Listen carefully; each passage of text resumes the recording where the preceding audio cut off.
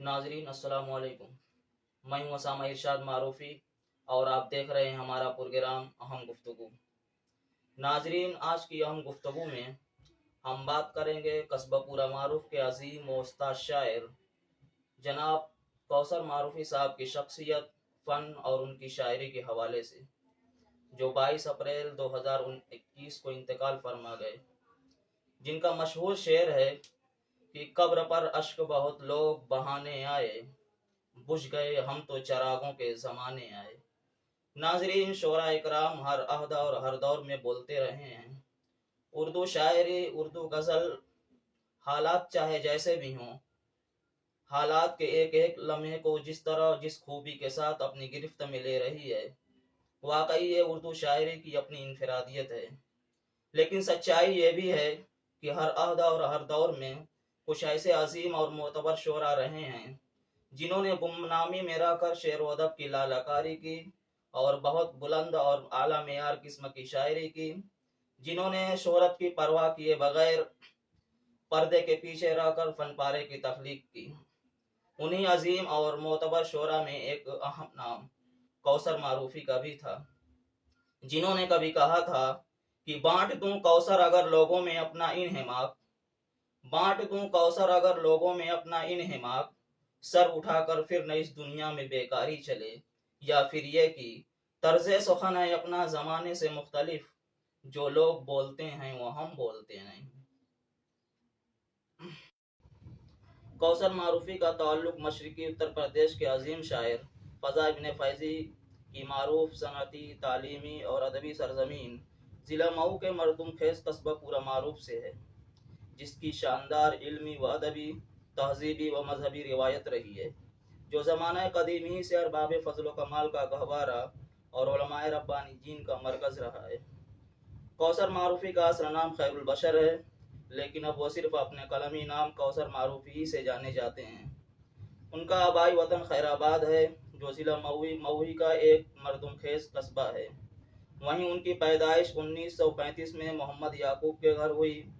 वालिद तालीम याफ्ता थे। कारोबार के सिलसिले में दिल्ली आने जाने की वजह से हकीम अजमल खां से अच्छे मुरासिम थे। बचपन ही में कौसर मारूफी के सर से वालिदा का साया उठ गया। उसके बाद तकरीबन 15 साल की उम्र में 1950 में कौसर साहब मुस्तकिल तौर पर पूरा मारूफ में अपनी बहन के यहाँ आ गए और यहीं के होकर रह गए। कौसर मारूफी की फ़ारसी, उर्दू और इब्तदाई अरबी तालीम मदरसा मारूफिया पूरा मारूफ में हुई। उसके बाद मज़ीद पढ़ना चाहते थे, लेकिन गुर्बत और तंगदस्ती की वजह से तालीमी सिलसिले को मुनक़ते करना पड़ा। कौसर मारूफी ने शायरी का बाकायदा आगाज़ 1959 में किया। उस्ताद मोहतरम मौलाना शिबली शैदा खैराबादी से तलम्मुस का शर्फ हासिल रहा। कौसर मारूफी के ख़ास असातिज़ा में 22 किताबों के मुसन्निफ मुअर्रिख़ इस्लाम मौलाना मोहम्मद उस्मान मारूफी रहमतुल्लाह अलैह थे। कौसर मारूफी को शायरी की तहरीक फ़ारसी शोरा में हाफिज़, जामी के कलाम और मौलाना रूम की मसनवी के मुताले से मिली। कौसर मारूफी के उर्दू शोरा में जोश मलियाबादी पसंदीदा शोरा में से थे। कौसर मारूफी ने हज़ारों गज़लें, सैकड़ों नज़में, नातें, कुछ हम्द, गीत, सेहरा, मस्जिद के चंदे की नज़्म, इस्तिक़बालिया, कसाइद, ताज़ियती नज़्म, तकरीबन हर सिन्फ में लिखा और खूब लिखा।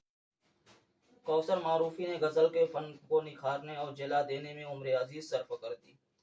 उन्होंने अपनी आला तख्लीकी सलाहियत और मेयारी शायरी से दुनिया को उजाला बना। उनका एक शेर है कि मैं वो सूरज हूँ कि जिसकी शाम होती ही नहीं, मैं वो सूरज हूँ कि जिसकी शाम होती ही नहीं, रात दिन जलता हूँ लोगों के उजाले के लिए।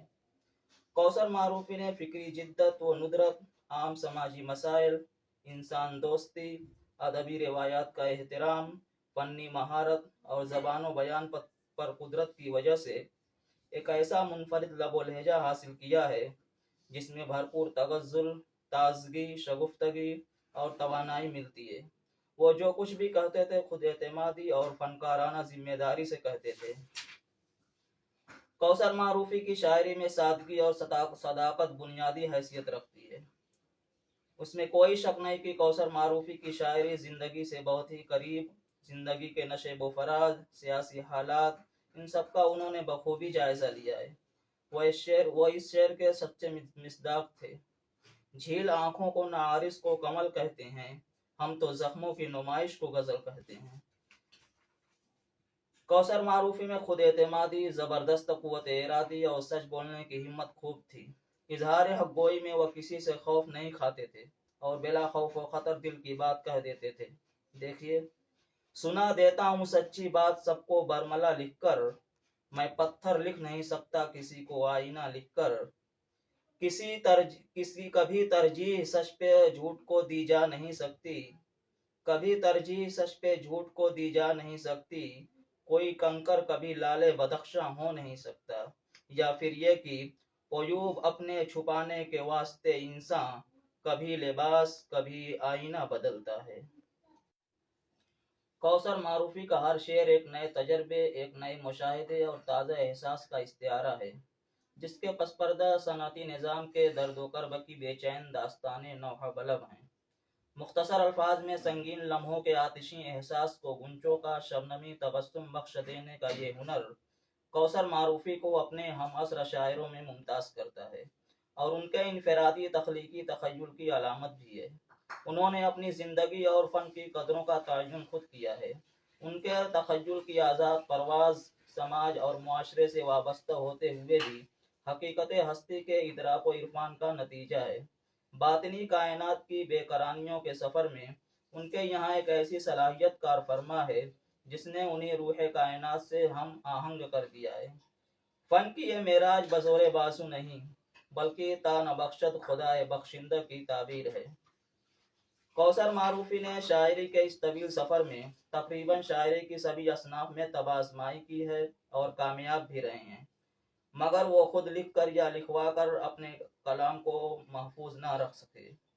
جو کچھ بھی تھا حافظے کی حد تک تھا، لیکن ڈھلتی عمر نے اس کو بھی دھدلا کر کے رکھ دیا تھا، ورنہ سب محفوظ ہوتے تو کئی ضخیم دیوان وجود میں آتے اور ادبی و شعری دنیا میں گراں قدر اضافہ ہوتا۔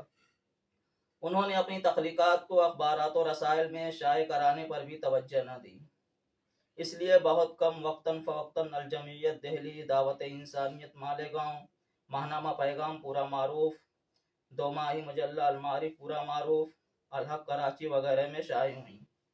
لیکن سن 2016 میں نے بڑی تگودو کے بعد ان کے کچھ کلام کو یکجا کر کے نعتوں، غزلوں اور وطنی نظموں کا مجموعہ نغمات کوثر کے نام سے شائع کیا، جو الحمدللہ بڑا مقبول ہوا۔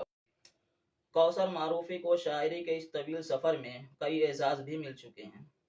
آخر میں چلتے چلتے میں کوثر صاحب کے دو چار اشعار پیش کرنا چاہتا ہوں کہ شاعری درد بھی ہے، درد کا درما بھی ہے، شاعری درد بھی ہے، درد کا درما بھی ہے، جتنے غم ہوں اسی شیشے میں اتارے جاؤ، پھیر لیں سب نے ضعیفی میں نگاہیں کوثر، پاؤں کام آئے نہ ہاتھ آئے نہ شانے آئے، یا پھر یہ کہ رہزن بھی رہزنی میں نہ رہبر کو پا سکے، دن تیرگی میں رات سے آگے نکل گئے، اب تو ہی بتا کس پہ کیا جائے بھروسہ، اب تو ہی بتا کس پہ کیا جائے بھروسہ، رہزن بھی یہاں قافلہ سالار لگے ہے۔